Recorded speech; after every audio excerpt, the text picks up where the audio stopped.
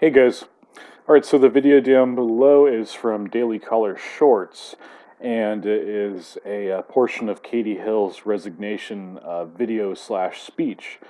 And a couple things here. So Katie Hill in the video, this is towards the end of it, she mentions how important it is for us to uphold our democracy. Now, an alarm should always go off when you hear that. You hear this a lot from Democrats. They talk about, well, we need to sustain our democracy.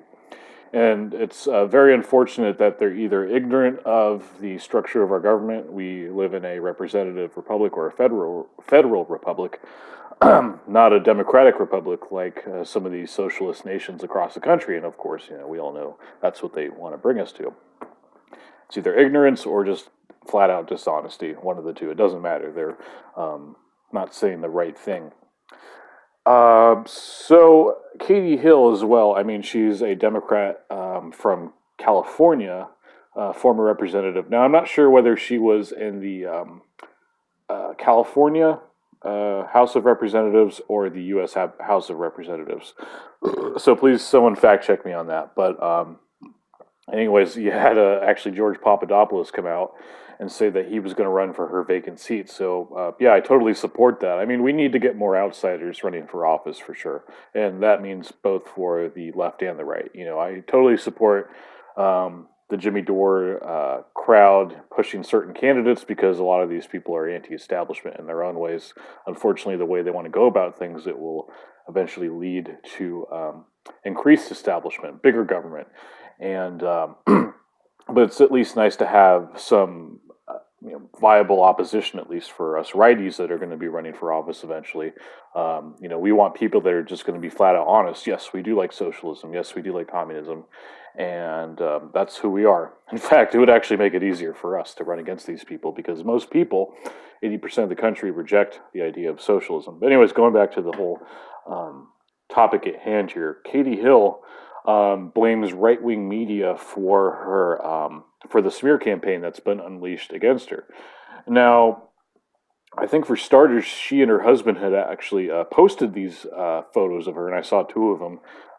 I believe the original post, the husband had blacked out her lady parts, and in one picture, she's sitting on a chair with her staffer's head in her crotch while she brushes her hair, and then the second one, she's taking a bong hit while naked. It's amazing. I mean, she looks so pretty in this video down below, but when you take off all the makeup, she really just does not look very attractive. And just the activity she's taking part in, it's very unbecoming. So it's really a shame. I mean, it really just goes to show you a lot of these. I hate to say it, a lot of these thoughts or whatever. I mean, it's basically just putting lipstick on a pig in a lot of cases. I mean, they are truly ugly women, both inside and out.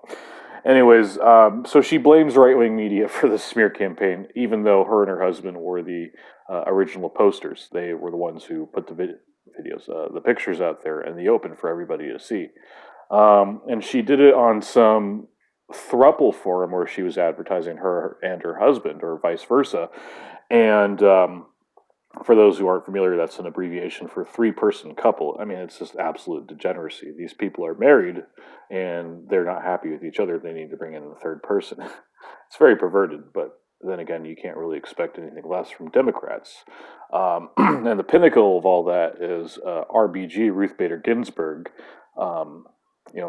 advocating for the lowering of the age of consent to 14 years old. So, yeah, no agenda there. Absolutely not. So then she blames her husband. Eventually, she says, "Oh, my husband, in his abusive ways, decided to release these photos, even though they both released them. They were both okay with it. They put those photos out there because they wanted them to be seen. They wanted a third person to see those photos, and then eventually respond to them or shoot them an email, whatever."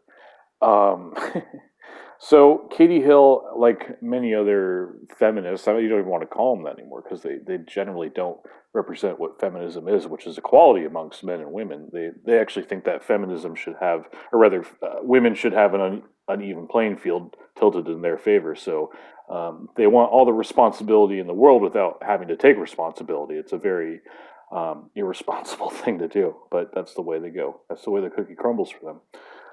So she, like many other modern day feminist, if that's what you want to call them, refuses to take any responsibility for her own actions. She blames her husband. She blames the right wing media.